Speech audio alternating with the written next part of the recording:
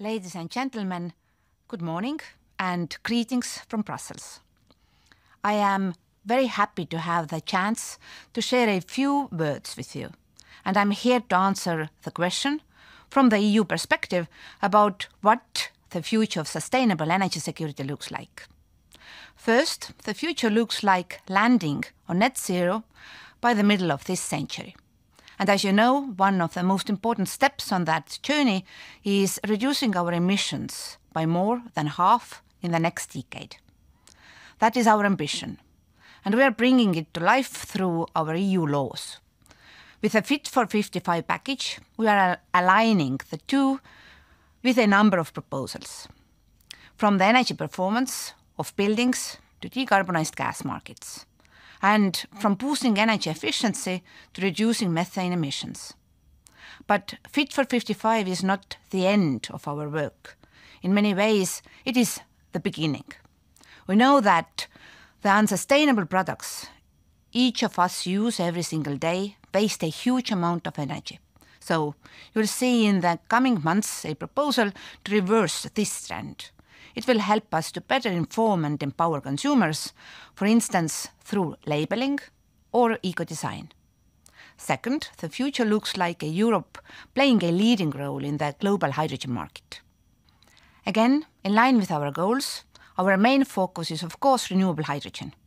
That will only happen in the long term if we push for a number of things in the short term.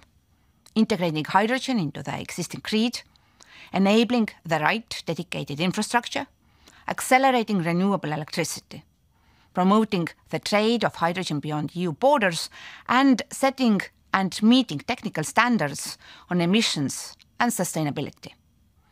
Meanwhile, all of these actions need to fit into a global rules-based market. And for that to happen, international cooperation must be central to our work going forward. This is a significant task, but also an opportunity. One for redesigning Europe's energy partnerships with our neighbours, and an opportunity to diversify our energy supply built on stable and secure supply chains. Third, the future looks like a united, common approach to energy. The energy mix differs from country to country. Some parts of Europe are still heavily dependent on carbon-heavy coal, others are not. Some have decided to use nuclear energy to reach climate neutrality, others are phasing it out. That is the reality. We have different starting points, but we are all moving in the same direction for 2050.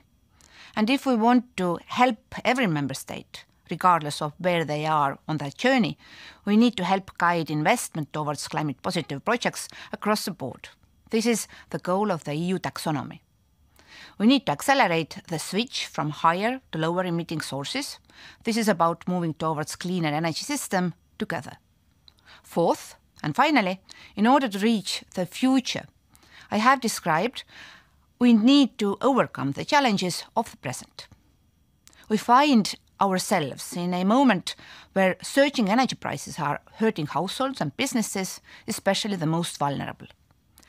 A perfect storm of factors has led us here, including a huge increase in global gas demand and recent geopolitical tensions. In October, we got straight to work to combat the rise and brought forward a toolbox of measures to ease the burden for member states and citizens in the short term.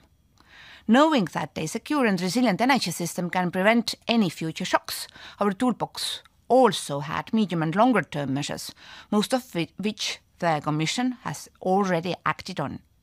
Together, these translate to investment support in renewables and energy efficiency, and taking a closer look at measures on energy storage and purchasing gas reserves, among others.